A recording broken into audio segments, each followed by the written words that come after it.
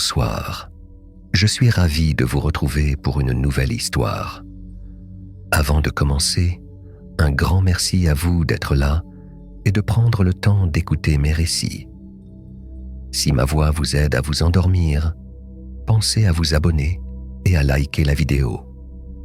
C'est un petit geste qui soutient mon travail et m'encourage à vous offrir encore plus d'histoires. Ce soir, avez-vous déjà ressenti ce moment où le sommeil refuse de venir, malgré tous les efforts et l'entourage bienveillant? Prenez une profonde inspiration, installez-vous confortablement et laissez-vous emporter dans une histoire douce et enveloppante, où les silences de la nuit se remplissent de quêtes, de sagesse et de découvertes inattendues. Bonne écoute et douce nuit.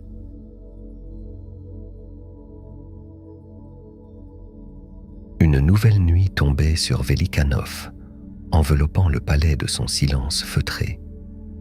La neige, doucement entassée contre les hautes fenêtres, filtrait la lumière des lanternes et diffusait dans la chambre du tsar, Piotr Alexandrovitch, une lueur lactée. Au fond de ce vaste nid sculpté d'entrelacs d'ivoire et de bois sombre, Piotr se tournait sur son grand lit impérial, incapable de trancher le fil des pensées qui couraient, vives et têtues, derrière ses paupières mi-closes. Il avait ôté sa tunique pour ne conserver qu'une fine chemise de lin, cherchant la caresse du froid, loin de la chaleur suffocante de ses draps de soie. Au-dessus de lui, les motifs en rosace du plafond dessinaient autant d'astres imaginaires où il aurait voulu s'abandonner. L'œil fixé sur une arabesque d'argent, incrustée à même le bois, il inspira lentement, espérant que l'air glacial emporte au loin sa fatigue. Mais ses pensées roulaient sans cesse. Les affaires du jour, une requête des marchands d'ambre, le caprice d'un général impatient, la missive inquiète d'un cousin lointain, défilaient à rebours entre les murs du palais. Et tandis que tout Velikhanov dormait sous la carapace de neige épaisse, Piotr restait gêné par ces piqûres d'inquiétude minuscules et persistantes. Jamais il n'aurait cru vieillir ainsi, entouré d'or et privé du plus simple des repos. Dans l'obscurité, il tendit une main vers la table basse, où reposaient quelques objets familiers. Une montre ancienne battait faiblement contre le marbre froid. Il la remonta machinalement, écoutant le cliquetis régulier du mécanisme comme un battement de cœur étranger. Sur la commode voisine dormait un portrait de sa femme Helena avec leur fille, esquissé par un ami artiste lors d'un automne passé. Il contempla quelques instants le sourire paisible figé sur le papier. Comment faisait-elle pour traverser les nuits sans trouble apparent? Un courant d'air glissa sous la porte. Piotr se souvint des conseils des courtisans. Majesté, buvez du lait chaud, tentez une prière, comptez les flocons. Tout avait été tenté jusqu'à l'absurde. Rien n'avait suffi à apprivoiser cette veille qui tyrannisait son corps. Il rabattit la couverture sur ses épaules, essayant d'oublier la sensation étrange d'être étranger à son propre lit. Le trône si convoité de Velikhanov semblait si peu compatible avec ce désir délicat, l'abandon confiant au bras du sommeil. Dans le silence rare, Piotr écouta les craquements du bois travaillé au vent nocturne et imagina les rêves insouciants se pressant à l'extérieur des murailles. Aucun ne franchissait le seuil de sa chambre fastueuse. Ce fut longtemps après que les heures du palais sonnèrent discrètement quelque part dans les couloirs.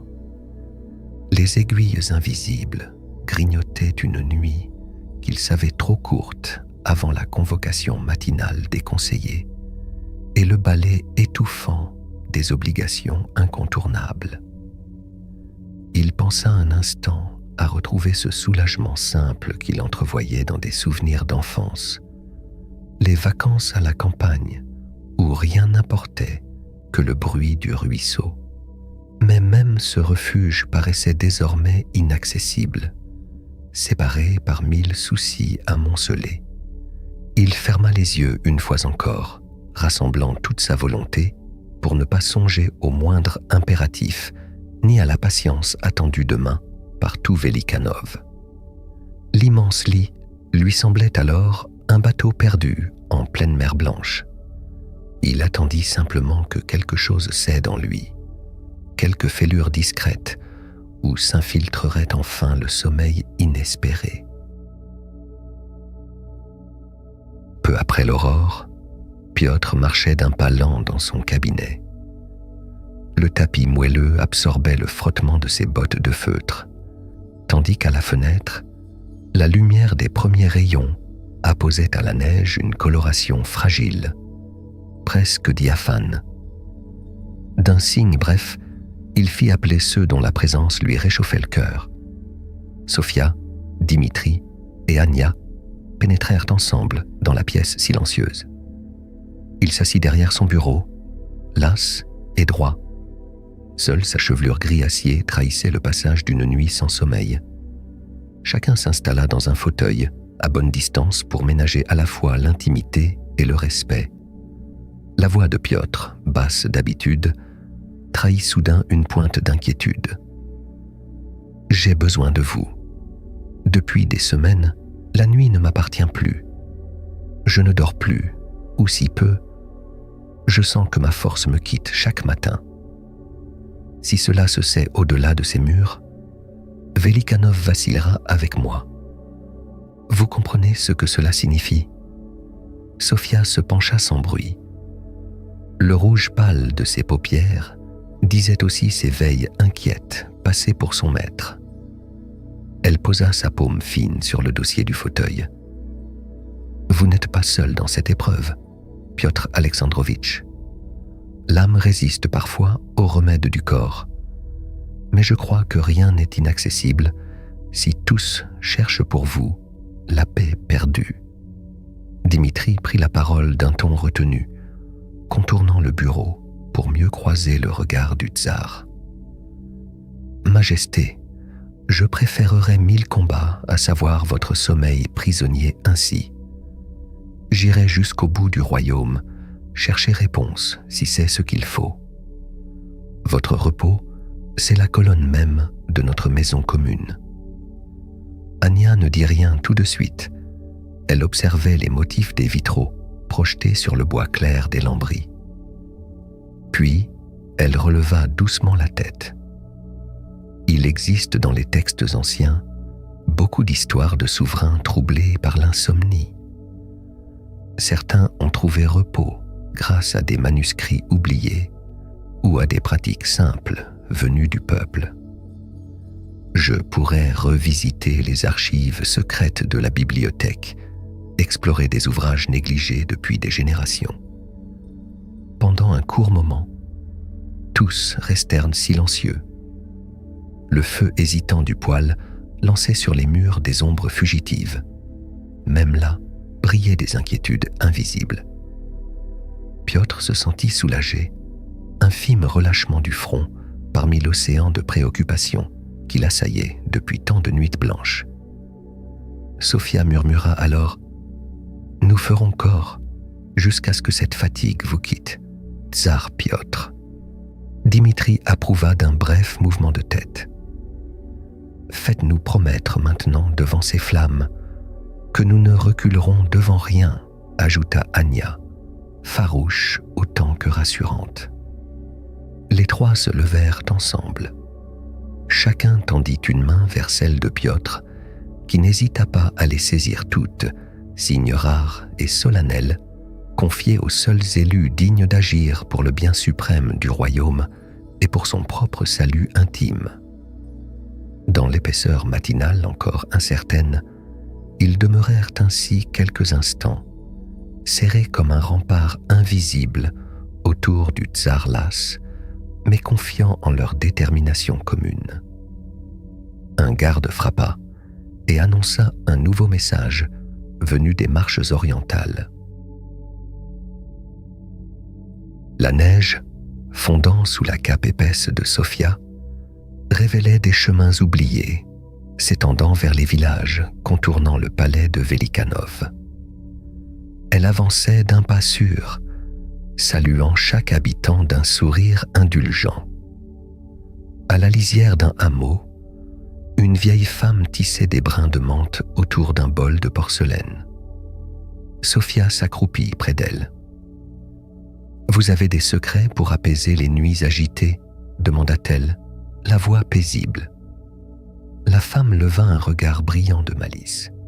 « Ici, on offre à la lune un bol de lait chaud au miel, puis l'on écoute le vent chanter à travers les branches.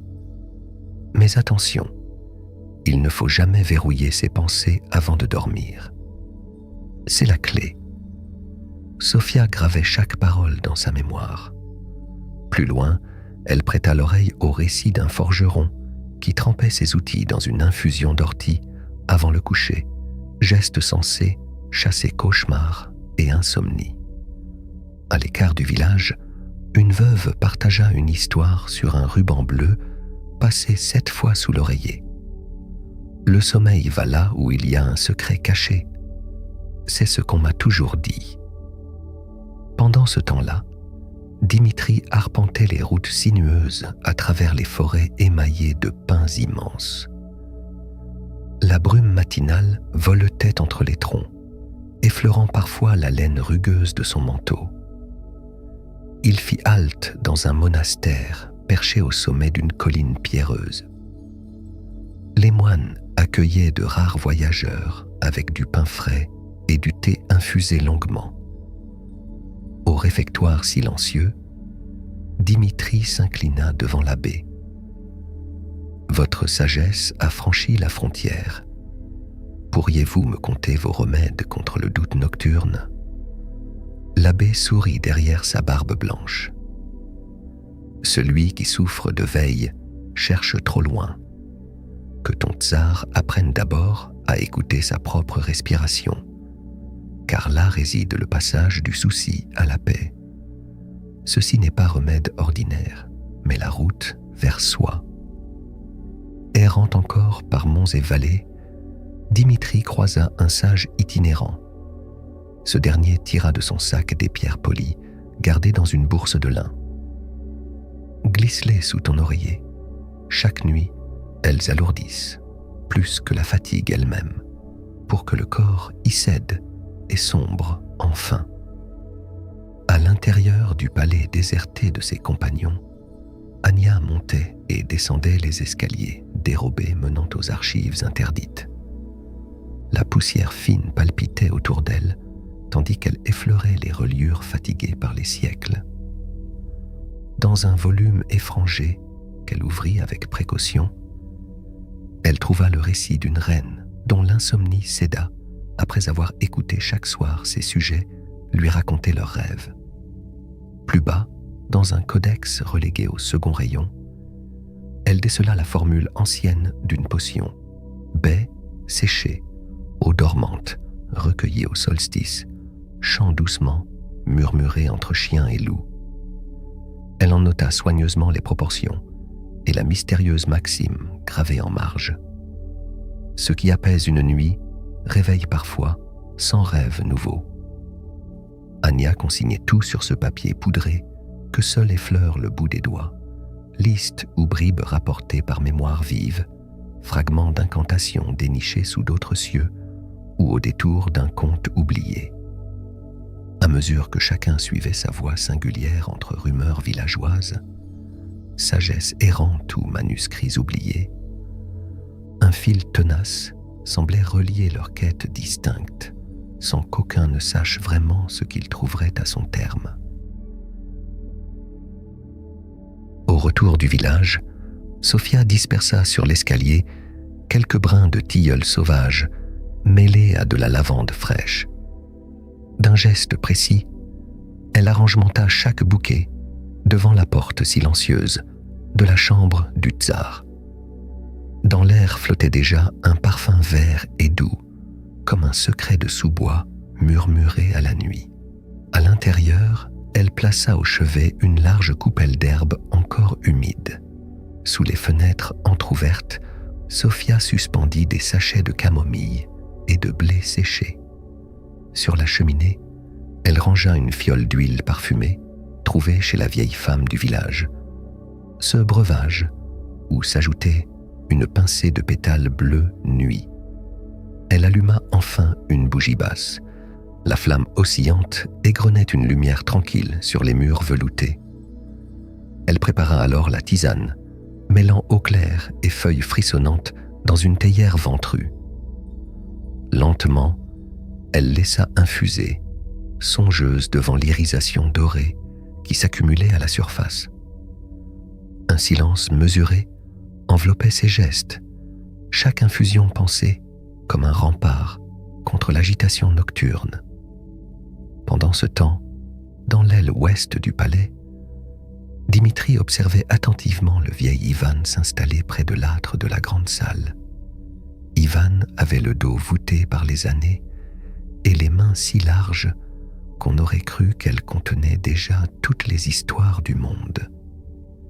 Dimitri avait dû insister longuement pour qu'on autorise le conteur à entrer dans le palais figé par le protocole.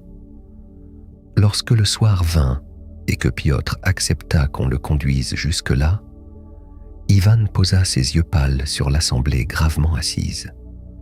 Puis sa voix s'éleva, grave et étonnamment claire.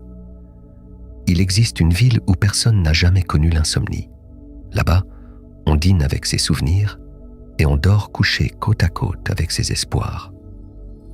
Autour de lui, même les domestiques s'étaient figés pour écouter. Ivan entremêlait rêves paisibles et récits d'oiseaux migrateurs porteurs de vœux. Il promettait sans détour. Ce sont nos pensées qu'il faut apprivoiser avant qu'elles n'apprivoisent nos nuits. Quelques visages autour du tsar s'adoucirent, mais celui-ci demeura arc-bouté à son inquiétude. Malgré les images doucement déposées en esprit, comme des cailloux polis dans un ruisseau tranquille, Piotr paraissait stoïque, impénétrable. Dans sa minuscule salle tapissée d'écrits anciens, Anya broyait feuilles et baies dans un mortier d'onyx. Après plusieurs essais infructueux menant à des mixtures amères, parfois teintées de bleu étrange ou d'ocre délavé, elle lut à nouveau la maxime murmurée par-dessus son épaule. Ce qui apaise une nuit réveille parfois 100 rêves nouveaux. Murmurant cette phrase comme une prière silencieuse, elle filtra enfin quelques gouttes cristallines dans un petit verre ciselé. Quand Piotr but ces élixirs au goût subtil d'écorce sucrée et d'herbes sèches, rien ne changea. Pas même un flottement ne traversa ses paupières fatiguées, pas même la plus petite pause dans cette veille obstinée que ni stories, ni plantes, ni potions ne savaient rompre ce soir-là. Autour du grand palais, la rumeur de la fatigue du tsar courait comme chat perché entre les colonnes dorées. À la tombée du soir, la cour tempérait ses éclats. Les rires s'éloignaient dans les salons lambrissés. Les domestiques s'attardaient moins lors du service. Dans l'air flottait quelque chose de suspendu, une inquiétude polie, faite de regards trop appuyés et de discours chuchotés sous les hautes tentures. Pour détourner la brume pesante, Piotr se laissait guider par les musiciens, venus jouer rien que pour lui, dans le grand salon aux fresques célestes. La harpe lointaine tissait des chemins nacrés dans l'écrin obscur de ses pensées. Il écoutait chaque arpège comme on recueille une goutte d'eau au creux de la main, espérant qu'elle dissoudrait quelques-unes de ses préoccupations. Mais il ne saurait dire si la musique effleurait seulement l'écorce épaisse qui serrait son crâne. Plus tard, il accepta une coupe de miel d'oranger, limpide parfumé, comme un matin d'été oublié. Il observa ce liquide ambré sous la lumière vacillante des lampes en verre, cherchant dans le goût sucré un chemin vers l'enfance ou vers un moment dont il n'aurait pas à répondre. Le miel glissa sur sa langue, doux, presque complice. Pourtant, sitôt avalé, rien ne céda. Une armure invisible à laquelle le plaisir ne trouvait aucune faille. La nuit appelée par les couloirs désertés semblait se poser sur ses épaules comme une cape trop lourde. Parfois, Piotr sortait marcher sous les étoiles qui brillaient derrière les branches fines des bouleaux. Les allées du parc étaient secrètes et mouillées de rosée tardive, et nulle voix n'osait troubler ses pas solitaires. Son regard s'égarait parmi les constellations familières. Il murmurait pour lui-même les noms oubliés offerts jadis par Ania, Cassiopée, Orion, Vega. Mais ces noms ne formaient que des îlots dans sa mer agitée. Les heures s'étiraient ainsi, tentative patiente et tendre du palais pour envelopper son insomnie d'attentions délicates. Encens discret glissé dans l'âtre, coussins frais réajustés 1000 fois par des mains invisibles, douceur feutrée servie sur des plateaux de vermeil. La fatigue n'en finissait plus d'entrelacer ses doigts maigres autour du cœur du tsar. Helena veillait tout près. Sa présence offrait une douceur que même l'agitation ne savait dissoudre. Souvent elle venait, pieds nus sur le parquet poli, s'asseoir près de lui sans paroles inutiles. Parfois, elle osait poser simplement sa main sur la sienne, effleurant d'un geste léger cette inquiétude qu'elle sentait battre sous sa peau pâle. « Tu portes tant » souffla-t-elle un soir où la harpe s'était tue et où seules 2 chandelles dissimulaient leurs ombres dans l'alcôve. Il ferma un instant les yeux et lui répondit dans un souffle « J'aimerais te confier mes nuits, plus que mes jours. » Elle répondit par un silence habité d'espoir indéfinissable. Nul reproche ne traversa ses yeux bruns aux reflets mordorés sous la lumière vacillante. Alors elle raconta une histoire apprise autrefois dans son enfance, l'histoire d'un petit berger qui rêvait la nuit au pied d'une montagne trop grande pour lui, puis qui avait appris à aimer le vertige que donne la veille partagée plutôt qu'affronter seul. Piotr sourit à cette image fragile. Grâce à Helena, la nécessité de tenir bon cédait parfois devant celle d'être simplement écouté, si chaque mot était un fil jeté par-dessus l'abîme de son esprit en tumulte. Alors peut-être trouveraient-ils ensemble le moyen d'y circuler sans vertige. Dans le calme enfin revenu après tant d'efforts doux et distincts, le souffle du tsar demeura irrégulier derrière ses paupières closes, encore prisonnier d'un exil intérieur où chaque nuit n'était qu'énigme nouvelle à résoudre avec patience et confiance partagée. Au cœur de la nuit, la brume effaçait les contours familiers du jardin du palais. Dans ce voile subtilement mouvant, Piotr avançait silencieusement à travers la roseraie, guidé par la lanterne tremblotante que portait Sophia. Les fleurs pendaient à des lourdes de rosée, leur parfum s'accrochant à l'air plus que jamais. On n'entendait rien que le froissement assourdi de leurs pas sur le gravier. Et plus loin, le souffle discret d'un hérisson dérangé. Sophia s'arrêta devant un massif de roses pourpres et respira longuement. Son visage était baigné d'une douceur lunaire, les yeux fermés comme pour mieux absorber la nuit. Elle se pencha vers Piotr et murmura « Chaque rose n'a qu'un instant pour fleurir. Si tu respires profondément, peut-être sentiras-tu quelque chose qui tient du bonheur soudain, aussi bref qu'un matin d'été. » Piotr s'approcha, fit mine d'observer la courbure gracieuse des pétales, mais ses pensées lui échappaient déjà.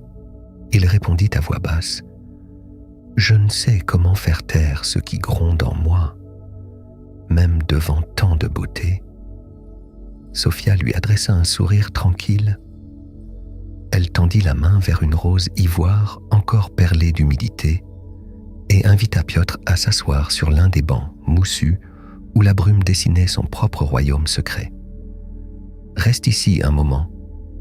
Laisse les parfums envelopper tes épaules à la place de tes regrets ou de tes craintes. Respire lentement avec moi. » Il obéit sans discuter, ferma les paupières sous le conseil doux. D'abord, il ne sentit que le froid du marbre sous ses cuisses. Puis, une chaleur discrète irradia du creux de ses paumes jusqu'à sa poitrine inquiète. Son souffle cherchait la cadence apaisée de Sophia. Longue inhalation, suspension légère, lente expiration. Le jardin devint alors presque autre chose. Une alcôve réparatrice où seule importait l'odeur profonde des fleurs et le bruissement des feuilles étreintes par l'humidité nocturne. Le temps sembla en suspens dans un espace inexploré dont il avait ignoré l'existence toute sa vie d'adulte pressé. « Sens-tu » demanda Sophia tout bas.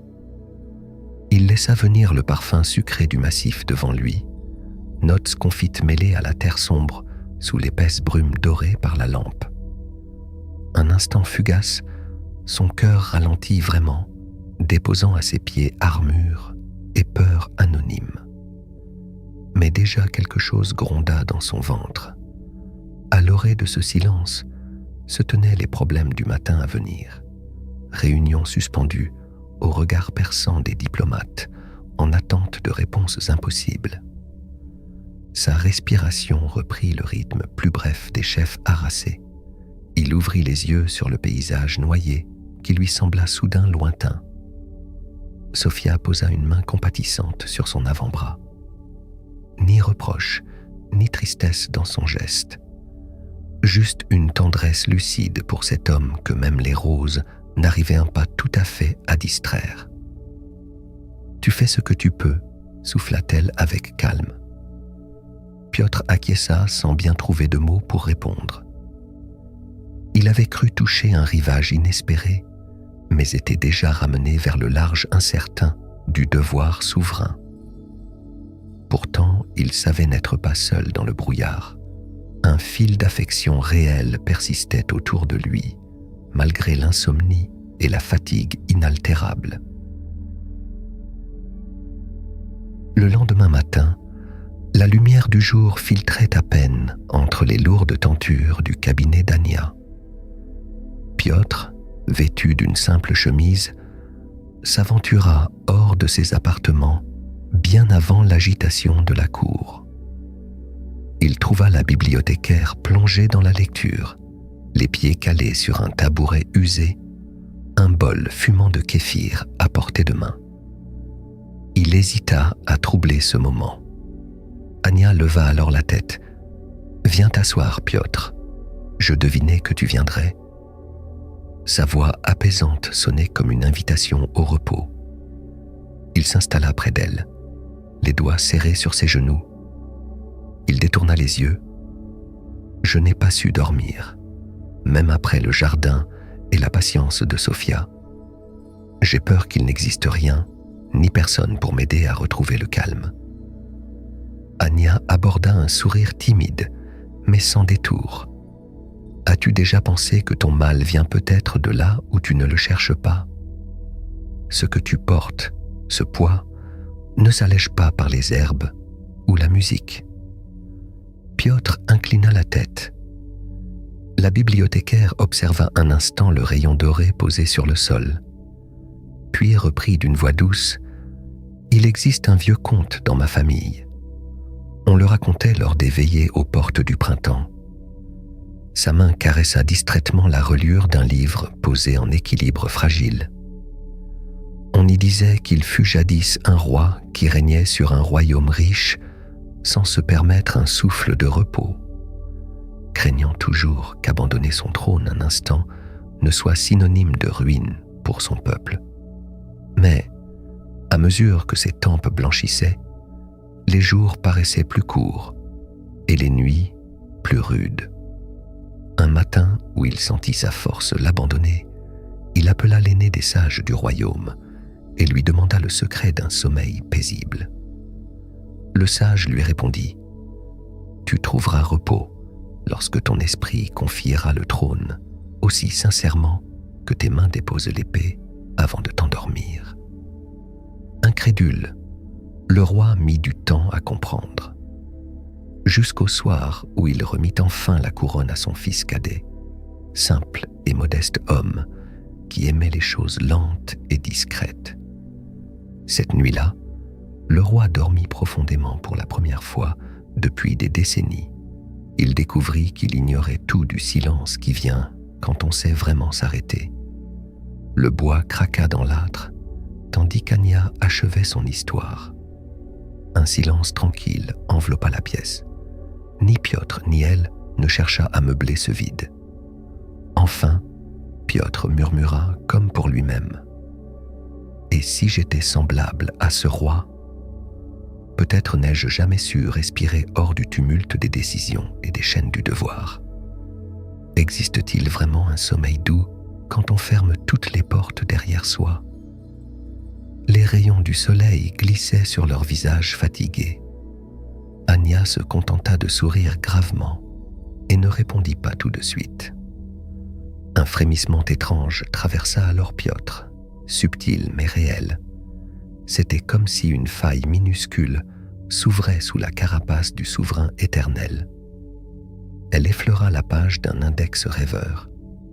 Parfois, je me demande si loin du pouvoir il y a une paix plus vaste, celle dont personne ne parle, car elle effraie autant qu'elle attire.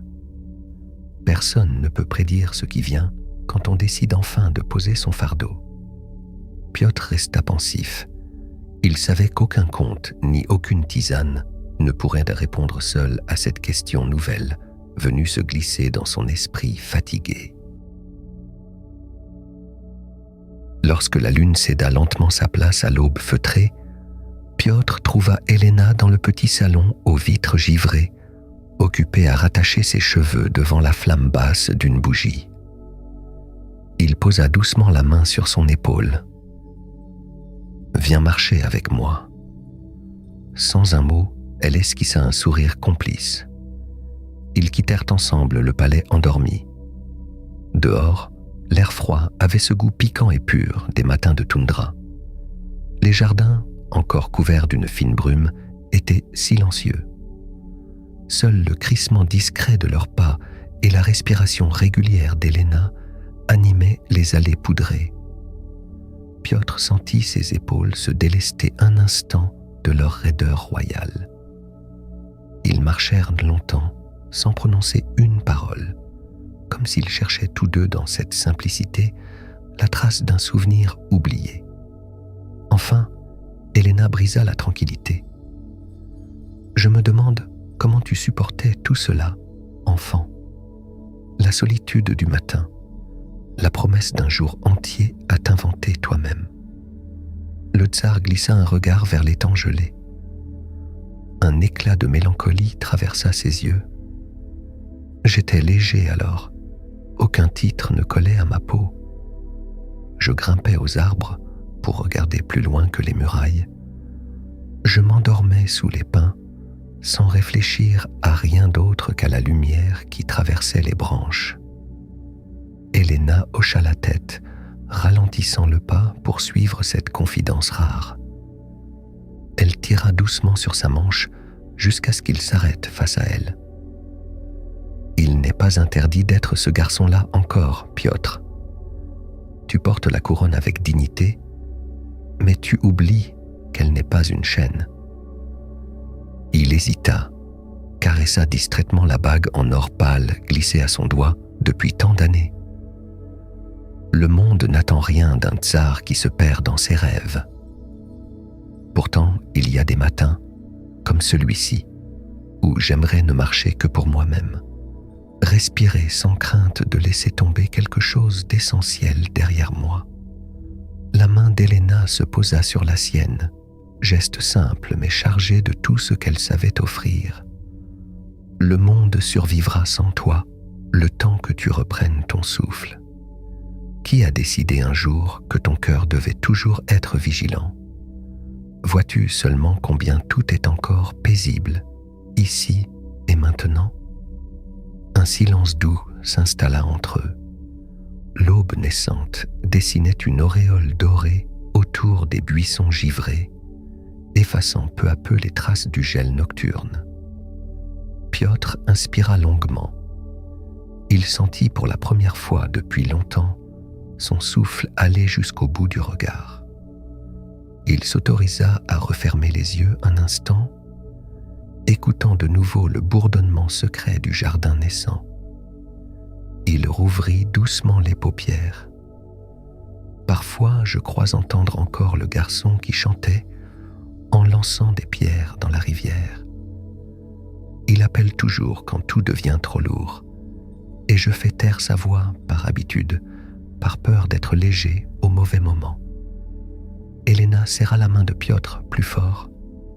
Écoute-le alors, aujourd'hui. Oublie tout ce que tu dois, ce que tu crois devoir être. Sois simplement vivant ici avec moi.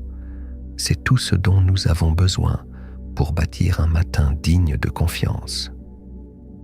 Le vent s'était levé, tissant dans leurs cheveux des filaments invisibles et très doux.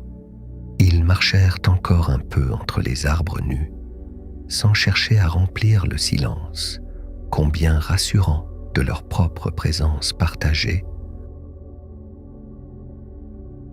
La salle du trône baignait sous la lumière oblique de fin d'après-midi, transformant les dorures en halos mouvants.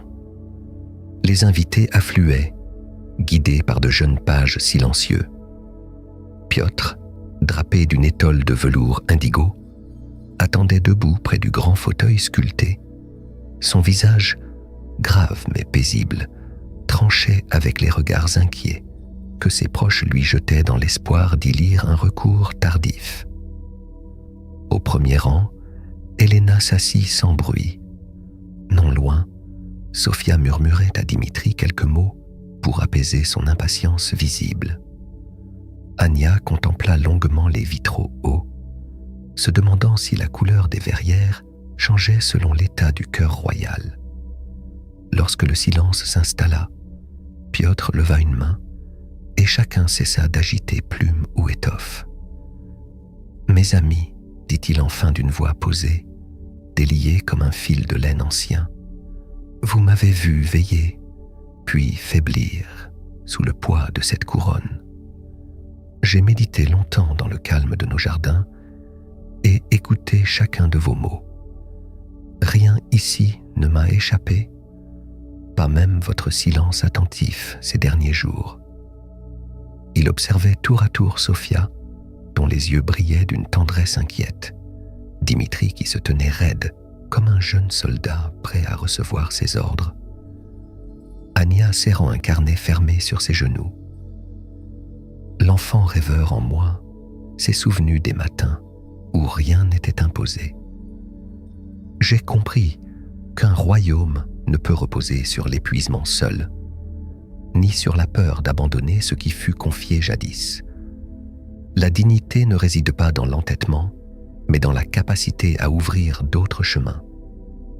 Mikhaïl, son neveu silencieux jusqu'alors, sentit soudain que la pièce tout entière observait son profil effacé. Il baissa la tête, mais Piotr s'en approcha doucement. « Mikhaïl, poursuivit-il sans rehausser le ton, tu as pris soin de notre peuple sans chercher autre chose que le bien commun. C'est vers toi que je tends aujourd'hui cette couronne que j'ai portée avec fierté et trouble mêlés. » L'assemblée retint collectivement son souffle. Les courtisans échangèrent des regards affolés. Certains murmurèrent, croyant à quelque feinte ou épreuve rituelle. Mais Piotr gardait le front haut et le geste assuré. Il détacha la couronne ancienne d'entre ses mains. Ses doigts tremblaient légèrement, non pas sous l'effort, mais à la façon de celui qui pose pour la dernière fois un objet aimé sur la table d'enfance. « Prends-la » souffla-t-il. Mikaïl s'avança lentement, comme si chaque pas lui révélait un secret lourd d'avenir. Lorsqu'il reçut l'insigne royal, ses paumes restèrent ouvertes quelques secondes avant qu'il n'ose refermer ses doigts dessus. Le silence fut traversé d'un frisson subtil, non celui du vent, mais celui plus rare de l'acceptation collective du changement inéluctable. Sophia ferma les yeux brièvement, murmurant une bénédiction discrète. Dimitri esquissa un sourire qui ressemblait à une promesse nouvelle. Ania, d'un geste indécis, nota une simple ligne invisible sur le fourreau de cuir de son carnet. Piotr se détourna du trône sans hâte. Personne n'osa rien dire, tant l'instant semblait fragile et nécessaire.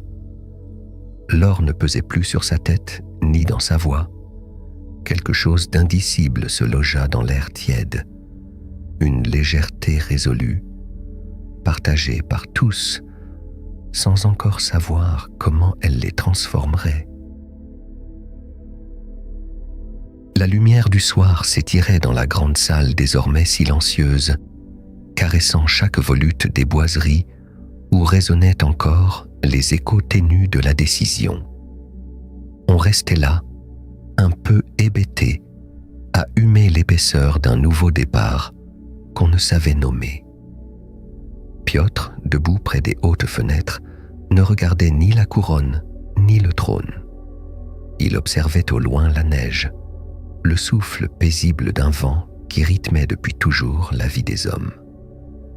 Mikaïl, tenant entre ses mains le froid du métal, fit un pas de côté. Il croisa le regard d'Ania, où s'invita un sourire rare, l'intelligence tranquille de ceux qui comprennent ce qu'il y a parfois de plus doux dans l'abandon. Dimitri détourna les yeux du fauteuil vide pour observer Sophia, dont les doigts tâtaient une bourse d'herbe oubliée au creux de sa robe. L'organisation même de la pièce semblait déliée, légère. Piotr s'approcha finalement d'Elena. Elle lui tendit la main avec gravité. Il y glissa la sienne. Le geste n'appartint à aucun protocole. Il cueillit simplement la chaleur familière qu'il croyait avoir perdue dans l'éclat froid du pouvoir.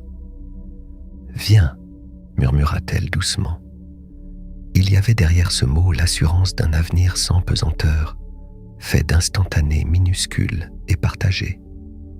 Depuis sa place, Sophia rompit le silence. La paix ne vient jamais où on l'attend. Elle se glisse en nous quand l'orgueil dort, quand on choisit d'entendre plutôt que de diriger.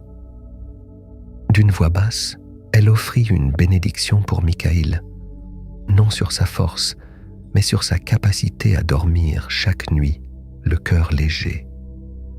Des murmures glissèrent parmi les courtisans. Personne ne savait vraiment quel rituel suivre pour ces adieux inédits. Pourtant, quelque chose se mit à poindre doucement. Un soulagement diffus, la sensation commune que demain tiendrait dans ses paumes une promesse sincère. Mikaïl releva la tête lentement et s'avança vers les marches du trône sans empressement théâtral. Il s'assit avec précaution, attentif aux moindres mouvements.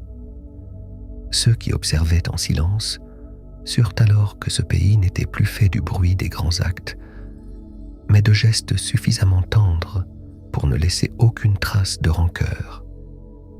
Dans le tumulte pacifié des couloirs, naquit un bourdonnement nouveau, ni fête ni crainte.